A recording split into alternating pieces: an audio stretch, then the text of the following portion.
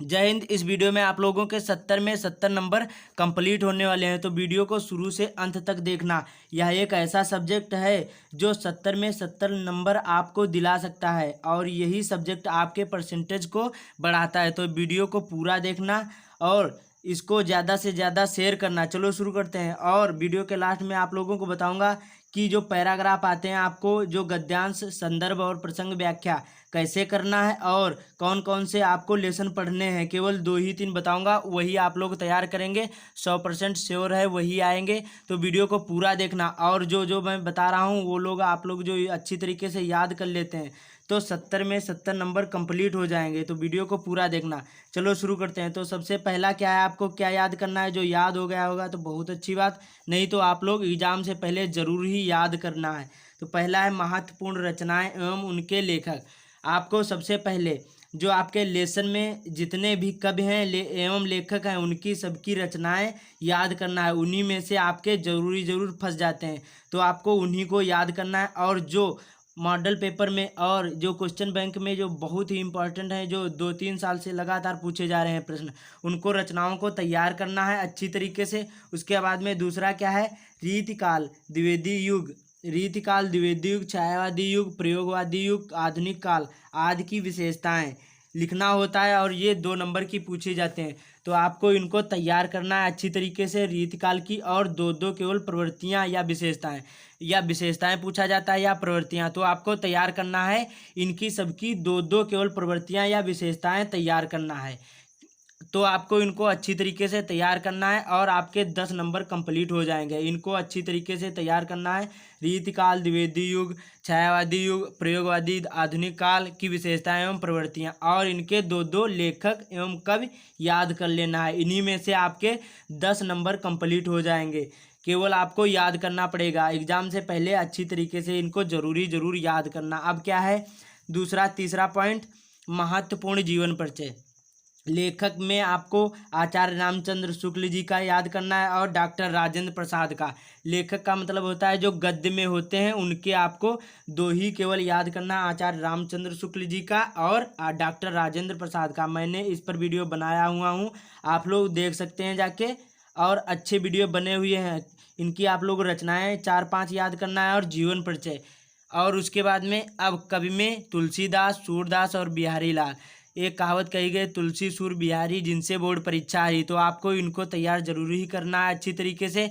और ये आपके एग्जाम में 12, 13, 14, 15, 16, 17, 18, 19, 20 हर साल एग्जाम में ये पूछे जाते हैं। तो आपको इनको तैयार करना है अच्छी तरीके से। एग्जाम से पहले जरूर तैयार करना है। 6 नंबर के ये पूछे जाते हैं और ये बहुत ही मेन होते हैं। अब अगला देखते हैं। आपको जो हमेशा ये पूछे जाते हैं, एक हास्य रस और करुण रस की परिभाषा और उदाहरण। इसके लिए 2 नंबर होते हैं, आपको इनको तैयार करना है। हास्य रस की परिभाषा एवं उदाहरण एक एक तैयार करना अच्छी तरीके से। उसके बाद में रूपक और उत्प्रेक्षा अलंकार की परिभाषा एवं उदाहरण तैयार करना, ये भी 2 नंबर के होते हैं और ये पूछे जाते हैं। आपको तैयार ही करना है और 100% यही आएंगे, इससे अलग कुछ भी नहीं आएगा। रूपक और उत्प्रेक्षा अलंकार की, हास्य रस और करुण रस की परिभाषा याद करना। अगला है रोला एवं सोरठा के लक्षण एवं उदाहरण। इनको याद करना है अच्छी तरीके से। रोला छंद एवं सोरठा छंद के लक्षण एवं उदाहरण याद करना है। ये आपके एग्जाम में 100% आएंगे, तो इनको जरूर ही तैयार करना है। अगला है उपसर्ग। जो व्याकरण में है उपसर्ग का मतलब होता है कि शब्द के पहले, जैसे आचार है, आचार के पहले कोई शब्द जैसे जोड़ दिया जाए, यहाँ पर अति जोड़ दिया जाए तो यहाँ पर बन जाता है अत्याचार। क्या बन जाता है? अत्याचार। अत्याचार, उसी को हम ही उपसर्ग कहते हैं। मतलब कोई शब्द के पहले इसको जोड़ना होता है उपसर्ग में। आपको तैयार करना आ का और अन का, अधिका, उप का और परिका। परिका हो जाता है परिवार, उप का उपकार, अधिका अधिकार, अन का अनुपयोग हो जाता है अका, आ का होता है अनार। इस प्रकार से आपको उपसर्ग और प्रत्यय में आखिरी में, शब्द के आखिरी में जोड़ना होता है। जैसे लिखाई, पढ़ाई, चौड़ाई, लंबाई, ये आई में आते। तो में बंधुत्व, महत्व, लघुत्व, और ता में जैसे महानता, स्वाधीनता। इसी प्रकार से पन में बचपन, और उसी प्रकार हट में जैसे घबराहट, चिल्लाहट, ऐसे आपको प्रत्यय होते हैं। उसके बाद में अब यही आपको तैयार करना, आई का, त्वका और ताका और पन का और हट का। इसमें अन, आ और अन, अधि, उप और पर, इनको याद करना। इन्हीं में से आपको फंस जाएंगे और ये बहुत ही इंपॉर्टेंट है। ये 3 नंबर का पूछा जाता है उपसर्ग, और ये 2 नंबर का। अगला है समास में। समास में द्विगु समास और द्वंद्व समास आपके क्लास में है, आपको इनको अच्छी तरीके से तैयार करना है। इनमें द्विगु समास में होता है और द्विगु समास में होता है संख्यावाचक, जैसे नवरत्न हो गया, नवरत्न। इसमें क्या है, इसमें संख्यावाचक है, या चौराहा हो गया। द्विगु समास में होता है, द्वंद्व समास में और का लोप होता है, जैसे माता और पिता, और का लोप होता है। तो इसमें समास विग्रह करना होता है, समास का नाम लिखना होता है, आपके 2 नंबर पक्के हो जाएंगे। द्वंद्व समास में और का लोप होता है, बीच में योजक चिन्ह लगा होता है, इससे समझ जाएगा। और द्विगु समास में इसमें संख्यावाचक होता है। अगला है इम्पॉर्टेंट तत्सम शब्द और पर्यायवाची, आपको याद करना है जो इम्पॉर्टेंट हैं, जो 2-3 बार आए हुए हैं। जैसे इसमें इंद्र का पर्यायवाची और लक्ष्मी का, आग का, सूरज का, इनके तैयार करना है और तत्सम शब्द तैयार करना है जो इम्पॉर्टेंट है, आपके अच्छे से अच्छे अंक आ जाएंगे। अब अगला है उसके बाद में, और हाँ आप लोग 2 श्लोक याद करना है, 2 श्लोक याद करना है, जो सरल लगे वही आपको श्लोक याद करना है। ये बहुत ही इंपॉर्टेंट होते हैं और 2 नंबर पक्के हो जाएंगे, ये फ्री के नंबर होते हैं, तो इनको जरूर तैयार करना। अगला है संधि। संधि में आपको केवल आपके क्लास में केवल यण संधि है, संधि का नाम लिखना होता है और संधि करना होता है। जैसे पूछ लिया गया प्रति, धन और एका, तो इसका संधि करना होता है और संधि का नाम लिखना होता है। तो जैसे इसमें प्रत्येका हो गया, इसमें क्या हो गया, प्रत्येका हो गया, तो यहाँ पर यण संधि है और इसी प्रकार से आपको पूछा जाता है, 2 नंबर के होते हैं।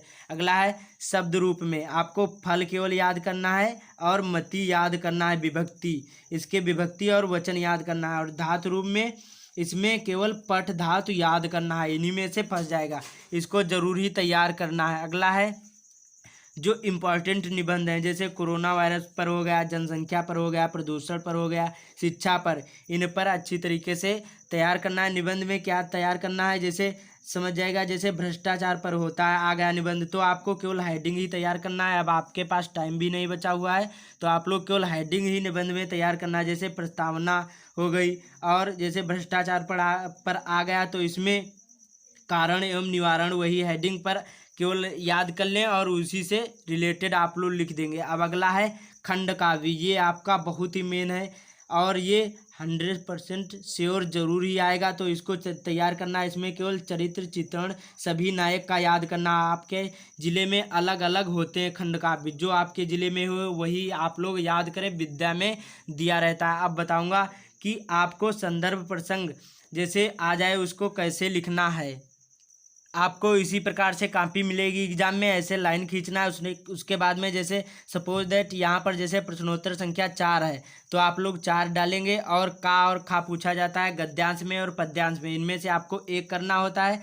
तो आप लोग ऐसे लिखेंगे प्रश्नोत्तर संख्या, आप लोग पूरा प्रश्न नहीं उतारेंगे, उसके बाद में संकेत लिखेंगे। संकेत में क्या होता है, पहले के 2 शब्द और आखिरी के 2 शब्द लिखना होता है। उसके बाद में संदर्भ में प्रस्तुत पद्य खंड, जो यहाँ पर कविता नुमा हो वहाँ पर पद्य लिखा जाता है, और जो गद्यांश नुमा हो, कहानी नुमा हो, वहाँ पर गद्य लिखा जाता है। बाकी सेम वैसे ही लिखा जाता है, केवल यहाँ पर पाठ का नाम ऐड करना होता है। और जो रचयिता होते हैं, जैसे कवि में रचयिता जो काव्य में होता है और गद्यांश में लेखक लिखा जाता है, बाकी सेम ऐसे ही लिखा जाता है। और प्रसंग इसी प्रकार से और व्याख्या इसी प्रकार से लिखा जाता है। तो आपको इनको अच्छी तरीके से तैयार करना है। और आपके एग्ज़ाम में केवल आप लोग जो गद्य खंड में है, केवल एक मित्रता नामक पाठ तैयार कर लें, इसकी जो देख लें, जो पैसेज होते हैं पैराग्राफ देख लें। और एक दूसरा है भारतीय संस्कृत, भारतीय संस्कृत, इनको तैयार करना है, दोनों को तैयार करना है। इन्हीं में से आपके फंस जाएंगे गद्यांश में। और पद्यांश में